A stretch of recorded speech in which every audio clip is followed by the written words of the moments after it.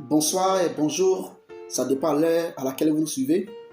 Voici un sujet qui fait beaucoup de polémiques, ce qui est l'école pastorale. Est-ce qu'elle est permise, est-ce que la Bible permet, est-ce qu'on doit faire l'école pastorale avant d'enseigner ou pas? Je vous laisse suivre cette vidéo et on en parle. Traitez votre frère de menteur et de manipulateur. Tout le monde aujourd'hui est devenu pasteur. Tout le monde aujourd'hui devient pasteur. Mais demandez-leur le nombre des années qu'ils font pour étudier. La personne va faire 2-3 mois de jeûne, il va recevoir une forme d'hystérie, d'effusion d'esprit sans en parlant la langue, glossolalie, rabababa, et après, demain, la Bible sous les aisselles, je suis devenu pasteur, je peux conduire. Mais il faut donner l'honneur à chaque personne dans la société. Vous pensez que moi, je peux me faire opérer par quelqu'un qui a fait 3 mois de chirurgie? Vous pensez que moi, je veux aller voir un médecin qui prétend quelqu'un être médecin, qui n'a fait que 6 mois de médecine? Vous pensez que je vais donner mon corps à un tel médecin? Le médecin fait 7 ans d'études après le bac. Il faut donner les honneurs. Les prêtres catholiques font 7-8 ans d'études après le bac pour être prêtre. Je préfère encore discuter avec un prêtre catholique qui comprendra ces choses. Je vous ai dit qu'après mon cursus, après mon baccalauréat, avant d'être ordonné prêtre, j'ai fait 18 ans d'études. Mais essayez quand même de donner confiance à des personnes qui ont eu le temps d'étudier. Pourquoi Dieu veut que l'étude fait partie des dons de Dieu, hein? C'est Dieu qui nous a donné l'intellect et le raisonnement. Il ne faut pas seulement dire que tout ce n'est qu'un problème de l'Esprit Saint. Et aujourd'hui, malheureusement, nos fidèles donnent leur corps, donnent le salut de leur âme à des personnes qui n'ont fait que 3 mois, 6 mois de vie de prière et qui demain deviennent pasteurs. Mais Père, comment permettre à tous ces pasteurs de pouvoir s'instruire et puis connaître tout ce dont vous parlez? Il y a des personnes parmi ces pasteurs, il y a des gens qui ont des bonnes intentions, qui veulent vraiment servir Dieu. Je l'ai dit, il y a des gens même qui servent Dieu parfois mieux que nous, qui ont des très bonnes intentions. On ne peut pas tous les diaboliser. Mais le problème, les bonnes intentions ne suffisent pas.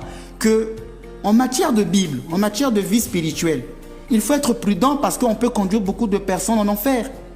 Et Dieu demandera à ses pasteurs toutes les paroles qu'ils ont eu à prononcer, tout ce qu'ils ont eu à dire. Parfois, il y a des enjeux qui sont là, les enjeux peut-être économiques. Un pasteur qui a 100, 200, 300 fidèles et qui chaque mois des dîmes, a beaucoup d'argent, vous pensez qu'il aura encore le temps d'aller chercher à connaître la Bible? Parfois, l'argent aussi peut aveugler. L'argent peut aveugler. Il y a une trinité dans ces églises-là. Laissez-moi le dire, je vais scandaliser. La trinité dans ces églises, la plupart de ces églises, c'est au nom du Père et du Fils et du business. Donc, vous voyez que l'argent peut le faire l'aveugler. Ils ne vont pas venir sur le plateau parce que s'ils savent qu'ils viennent sur ce plateau, ils auront tellement honte quand je vais commencer à décortiquer les erreurs, parce que jusqu'aujourd'hui, je n'ai pas encore élevé le niveau. Je suis en train de titiller, les pousser à venir. Parce que s'ils viennent, ils vont tellement perdre leur dignité devant les fidèles qu'ils risqueront de perdre les fidèles. Il y a des enjeux économiques. C'est pourquoi je leur demande d'être humbles. L'humilité. L'humilité, c'est de se dire, on ne connaît pas tout. C'est vrai que la Bible en elle-même ne suffit pas. Je veux m'inscrire dans un institut de théologie. Je peux aller par exemple dans les instituts de théologie catholique, apprendre, essayer de voir un peu pourquoi les catholiques disent ça. L'église catholique et l'église orthodoxe ont 2000 ans d'existence. La plupart de ces églises sont fondées en 2020, 2015, 2010. Vous allez vous comparer à une église qui a 2000 ans d'existence, qui connaît beaucoup de choses il y a 2000 ans. Ce que vous dites aux fidèles, Marie n'est pas vierge, nous l'avons su, nous l'avons étudié bien depuis très longtemps. Mais essayez d'aller voir un peu les autres, se demander mais pourquoi ils disent ça, que de prendre simplement la Bible. La Bible déclare, la Bible déclare, la Bible déclare. Mais le texte en lui-même n'est pas suffisant. Mais voyons, c'est pourquoi je leur demande l'humilité. Je ne suis pas là pour les dénigrer, mais je leur montre les failles et les faiblesses de leur raisonnement. Je ne pourrais jamais donner mon corps à quelqu'un qui a fait des études de médecine pendant 2 mois, 3 mois, 6 mois, 1 an. Pour former un médecin, on prend des années. Parce que la vie de l'homme, la santé de l'homme est sacrée. On ne va pas aller donner sa santé à des amateurs. Et les fidèles, malheureusement, donnent la santé, le salut de leur âme à des amateurs en théologie. Bien. Ben là, je pense que vous avez expliqué beaucoup de choses, vous avez répondu à pas mal de questions. Et ça a permis à certains peut-être de... Ils vont réécouter sur le Facebook de Zouk Télévision, ils peuvent revoir les anciennes émissions. Je sais que vous avez écouté ce pasteur, il a donné ses arguments. Ses arguments, c'est que tout pasteur doit se faire former. On ne doit pas se lever un matin et puis dire Dieu m'a envoyé, alors on ne doit pas le faire. Pour lui, quand tu es un pasteur, tu dois faire des études. Parce que pour lui, on ne doit pas accepter que quelqu'un qui n'est pas formé puisse conduire une autre personne parce que tu n'es pas formé. Et sur la terre ici, Quand on regarde quelqu'un qui n'est pas formé dans une institution, c'est un danger. Il peut le maîtriser, mais s'il n'est pas formé, c'est un danger. Mais ici, nous ne sommes pas dans la société. Nous sommes dans l'église de Jésus-Christ. Si nous sommes dans la société, on doit passer concours pour être élu, être fils de Dieu. Mais dans la maison de Dieu, ce n'est pas dans la société où on doit être élu. Mais ici, nous parlons de la Bible. Alors, nous devons être d'accord avec ce que la Bible dit. Alors, on va prendre rapidement ce que la Bible dit. Une chose, un sujet commencé depuis l'Ancien Testament est venu au Nouveau Testament. Alors, on va prendre 1 Roi chapitre 13, verset 33-34. Cette histoire de formation des pasteurs est quittée où? 1 Roi 13, 33-34. On va lire ça. Cette histoire de formation des pasteurs, depuis l'Ancien Testament, il y avait un homme qu'on appelait Jéroboam. Ça, vous avez déjà lu ce passage, 1 Roi 13, 33-34. Jéroboam a décidé de former tous ceux qui disent qu'ils aiment Dieu, qui veulent aussi servir Dieu, comme aujourd'hui, comme les gens le font. Tous ceux qui disent qu'ils aiment Dieu, quand ils aiment Dieu, automatiquement, ils vont être formés.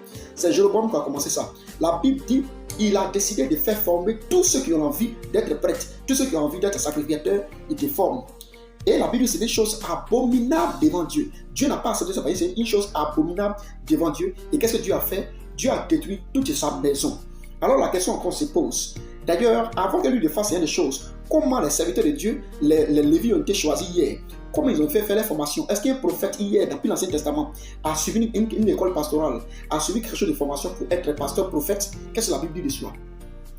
Nous disons non parce que depuis l'Ancien Testament, la parole s'est toujours révélée au prophète. Quand un prophète est là, la parole se révèle à lui. Ainsi dit le Seigneur. Et il reçoit la parole. Il ne va pas dans une école quelconque. Il ne va pas quelque part pour se faire former et puis il vient annoncer. Non. C'est Dieu est un souffle d'esprit qui vient maintenant dans ce prophète-là et le prophète m'en sort. Et la Bible dit quand ce prophète lui dit qu'il a annoncé la parole, il rentre là où il est quitté. Il rentre dans son coin pour attendre encore que Dieu lui parle encore à nouveau. Il n'y avait pas d'école.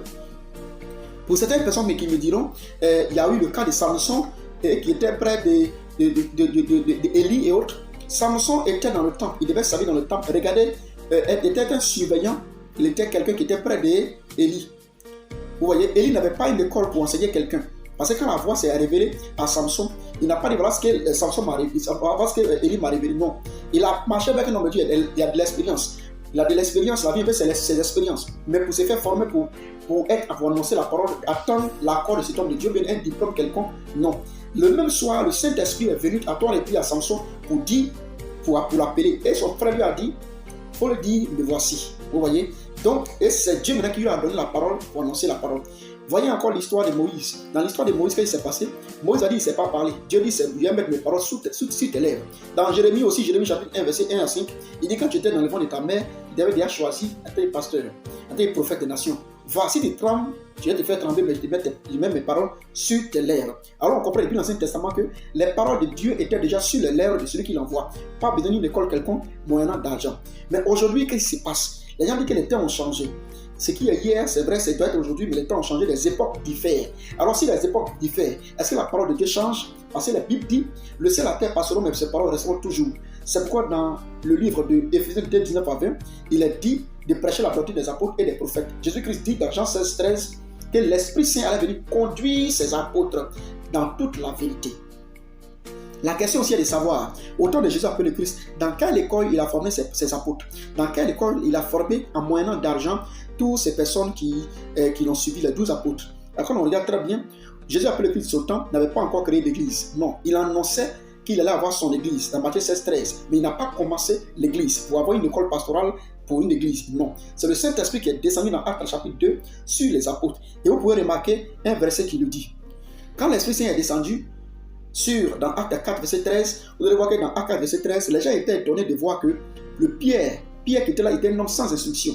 Il était sans instruction. Mais Dieu est descendu dans le corps de Pierre et Pierre a commencé à prêcher. Ça a étonné les gens. Parce que ce n'est pas comme l'histoire de l'école. Ce n'est pas une histoire de chirurgie qui doit être forcément... Dans la chirurgie, on te prépare à exercer quelque chose. Mais Dieu étant esprit, il dit il donne son esprit sans mesure. Vous pouvez le voir aussi dans Jean 3, 34. Jean 3, 34 dit, celui que Dieu envoie, lui donne son esprit avec son esprit sans mesure. C'est-à-dire qu'il te remplit toi-même. Alors je suis d'accord avec le prêtre quand il dit les uns se lèvent un bon matin, il finit de faire 2-3 jours de jeûne et puis il te dit Dieu l'a envoyé. Non, c'est appel. Dieu n'appelle pas à travers les jeûnes de prière. Non, tu peux faire des jeûnes de prière, mais quand c'est Dieu qui t'appelle, il doit te donner son esprit sans mesure. Tu n'as pas besoin d'aller chercher une école pastorale moyennant d'argent pour que Dieu puisse t'utiliser. Ça, nous disons, c'est faux. Il y a encore des versets, on va voir. Prenons aussi automatiquement Galates chapitre 1, verset 11 à 12. Galates chapitre 1, verset 11 à 12. Voici un serviteur de Dieu qu'on appelle Paul. Il était Saul de Tarse. Vous voyez Saul de Tarse dans son histoire, pour ceux qui connaissent l'histoire de Saul de Tarse, il était un docteur. Il était le premier de Gamaliel, un bon enfant que Gamaliel a formé. Donc il était docteur dans la loi mosaïque et aussi judaïque. Il était très fort. Mais la Bible dit quoi dans Galates chapitre 1, 11, 12? Il dit quand la parole de Dieu s'est révélée à lui, il n'a ni consulté la chair, ni le sang. Mais ça lui a été donné par révélation. Il n'a pas appris ça de quelqu'un. Pourtant, ce monsieur, il a appris de Gamaliel, il était le bon petit de Gamaliel. Mais quand l'Esprit de Dieu s'est révélé à lui, il dit le message qu'il prêche, il n'a pas appris ça de la chair ni du sang. C'est une révélation. Alors quand le pasteur a dit qu'on ne peut pas se lever un bon matin pour dire on a reçu quelque chose, on a fait former forcément, c'est faux. C'est une manière d'injurer Dieu. Dieu est tout puissant. C'est lui qui donne la bouche aux enfants. C'est lui qui remet sa parole, qui explique à quelqu'un par révélation. Quelqu'un qui a été révélé, qui a reçu la révélation. Regardez la vie de Paul. Paul a reçu la révélation. Chez qui il est parti demander si ce qu'il est en train de faire est vrai ou faux. C'est qui il est parti demander pour dire si ce qu'il est en train de faire c'est bien ou faux. Il a dit quoi? Il est parti comparer. Il n'est pas parti voir pour dire c'est comment. Il dit celui qui, dans Galates chapitre 1, au verset 1 ou bien verset 6, il dit celui qui sait qu'un autre vient pour dire ce qu'il prêche est faux, la personne soit maudite. Mais il n'a pas fait une école quelqu'un. Hier il était à l'école, mais quand l'Esprit de Dieu est descendu sur lui, il n'est pas allé voir. Elle est quelque part. Vous pouvez être dans votre école pastorale, mais ça ne doit pas vous permettre maintenant de vous donner la feuille de route. Non. Mais quand tu quittes là-bas, pour que tu dis après, c'est injurer Dieu. Parce que Dieu, quand il est esprit, il donne son esprit sans mesure. Voilà comment vous traitez Dieu de menteur, vous traitez Dieu d'étude et vous payez l'argent là-bas. Ça n'a rien à voir avec le monde dans lequel nous sommes. C'est la parole de Dieu, c'est comme ça que Dieu travaille. Depuis l'Ancien Testament sur le Nouveau Testament, il n'y a pas quelqu'un qui a reçu des lettres ou bien des diplômes pour pouvoir sortir pasteur. Mais c'est Dieu qui envoie son esprit dans le corps de la personne sans instruction, qui l'instruit parce qu'il est l'esprit de Dieu qui le conduit. Et Paul dit, ce n'est plus moi qui vis, c'est le Christ qui vit en moi. Non, ce n'est plus moi qui vis, c'est le Christ qui vit en lui. Il a besoin de connaissance de qui pour aller de l'avant. Vous voyez? C'est pourquoi dans Matthieu 16, 13, dans Matthieu 16, 17 à 18, on dit l'homme a la pensée de Satan. Et on ne doit pas écouter la pensée de l'homme. C'est pourquoi Dieu dit dans Ésaïe 55, 6 à 9 que de la main que le ciel et la terre sont séparés, c'est comme ça, lui aussi, sa pensée est séparée aussi, et éloignée aussi de celle des hommes. Vous comprenez? On va suivre un dernier verset pour terminer. Vous voyez, quand l'Esprit de Dieu est en toi, automatiquement, comme je l'ai dit, quand on prend 2 Jean 2, verset 20, 2 Jean 2, verset 20 dit, c'est l'onction qui est en vous qui vous enseigne, on n'a pas besoin de vous enseigner. 2 Jean 2, verset 27 aussi dit même chose. Vous voyez, tu peux aller quelque part, apprendre ce que tu veux apprendre. C'est ton droit, c'est ton devoir. Mais dis que quelqu'un qui a reçu l'Esprit de Dieu doit aller apprendre forcément dans une école, avoir l'autorisation, c'est du diable. C'est ce que la Bible ne permet pas. C'est ce qu'on ne veut pas accepter. Voilà. Et puis payer argent pour avoir un diplôme, venir servir, être formé par un homme, c'est faux. Si Dieu t'a envoyé, tu dois être capable de lui répondre à son appel par la révélation qu'il te donne. Dis que j'ai reçu, d'autres disent que j'ai reçu la révélation, mais il m'avait fait un autre père pour m'aider. Dieu n'est pas suffisant de se révéler à toi pour t'envoyer devant les gens. Qui Jérémie est parti voir quand la parole s'est laissée à lui pour que la personne puisse l'enseigner? Qui Moïse est parti voir pour que la personne puisse l'enseigner, pour puisse commencer son ministère? Il n'y en a pas. J'aimerais dire à tous ceux qui sont d'accord peut-être dans avec ce monsieur, vous disons que ce n'est pas ici. Nous ne sommes pas dans le monde. Le monde est différent de la parole de Dieu. Le monde est différent dans l'église. Ne mettons pas le monde dans l'église. C'est pourquoi aujourd'hui, certaines personnes ne peuvent pas prêcher parce qu'on demande à ce qu'ils puissent avoir des diplômes forcément. Mais Pierre qui ne sait pas lire et écrire, si on doit forcément avoir un diplôme, il va aller faire ses pays jusqu'à ce qu'il puisse avoir un diplôme, venir prêcher pendant ce temps les hommes meurent. Dieu a dit dans Matthieu 28, 19 à 20, allez partout dans le monde entier. Et puis il dit, restez là, selon Jean 13, l'Esprit Saint conduit dans toute la vérité. Parce qu'il ne savait pas quoi dire, qu'est-ce qu'il allait dire. Mais quand l'Esprit Saint est venu, dans Actes chapitre 2, Pierre a pris la parole. Et les gens étaient étonnés dans Actes 4, 13, que c'était un homme sans instruction. L'école pastorale n'existe pas. Non. C'est qu'un prophète vient sur la terre et que Dieu est en lui, que c'est lui maintenant qui peut te dire, toi, il faut enseigner. C'est comme ça qu'on parle maintenant de 2 Timothée 2.2. Des gens qui doivent répéter ce que Dieu a dit en ton temps. Voilà. Et c'est comme ça. On les appelle les perroquets. Ces personnes, quand ils sentent le désir automatiquement, on doit savoir que est-ce que le message là, il peut prêcher ça. Maintenant, ce n'est pas avec diplôme, on fait ni argent. Voilà. Vous voyez, quand on prend Ephésiens 4:11, Dieu a donné son esprit à tous ceux qui sont dans la maison pour qu'ils puissent avoir le temps d'énoncer la parole. Alors nous ne sommes pas d'accord avec une quelconque école qui forme les pasteurs pour les envoyer sur le terrain. C'est faux. Ça traite Dieu de menteur. Et si tu es un pasteur, tu as reçu des choses, déchire tes diplômes. Il ne faudrait pas que tes diplômes soient ce qui va permettre à ce qu'on puisse faire. La théologie, c'est quoi la théologie? La théologie, ça veut dire théologos. Théo qui veut dire l'étude, logos qui veut dire Dieu. Dieu n'a ni commencement de venir fin des jours. Vous allez l'apprendre où? C'est quoi tu vas apprendre? On dit au commencement, il a créé sur la terre. Il est insondable. Quelqu'un qui est insondable, tu vas aller à l'école pour l'apprendre. Tu vas commencer par où et finir par où? Comme je l'ai dit, nous sommes contre personne. Nous sommes de dire la vérité que nous connaissons sur la parole de Dieu. Alors j'aimerais dire ici, pour ceux qui ne sont pas d'accord avec nous, on vous attend dans les commentaires. J'aimerais préciser que nous sommes beaucoup attaqués, la page est beaucoup signalée. Alors il y a une autre page qui a été créée en relais. Voilà, qui est Frère Jephté Condé, Parlons Bible. Le nouveau page c'est Frère Jephté Condé, Parlons Bible. Je vais laisser les liens sur le truc, sur la vidéo. Nos liens sont sur la vidéo, TikTok. Vous nous suivez sur TikTok, YouTube, vous nous suivez aussi sur Instagram. Toutes les vidéos. Quand vous voyez absent ici, nous sommes aussi en activité de l'autre côté. Voilà. Au lieu de signaler les pages, il est préférable que vous veniez là pour qu'on en discute. Acte 17, verset 11, les chrétiens discutent les Écritures. Ça ne sert à rien de bloquer la page. Que nous Dieu soit avec vous. Merci beaucoup.